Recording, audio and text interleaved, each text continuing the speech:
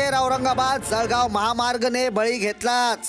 Z24 न्यूजने या अगोदरच औरंगाबाद जळगाव महामार्ग कसे मरणाचे दार झाले ही बातमी दाखवली, परंतु प्रशासनाचा गलथानपणा आणि कंत्राटदाराची दिरंगाई वाहन चालकाच्या जीवावर बेतली आणि वाहन अपघातात त्यांचा बळी गेला।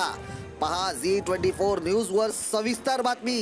आमचे महाराष्ट्र कोऑर्डिनेटर संतोष पंडित यांचा रिपोर्ट सिल्लोड।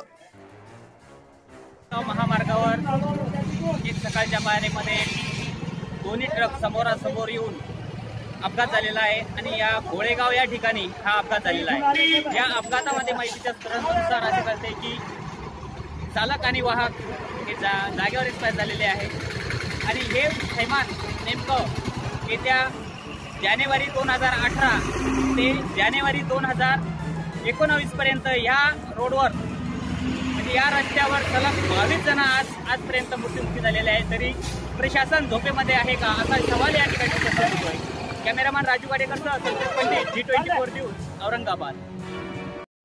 Z24 news.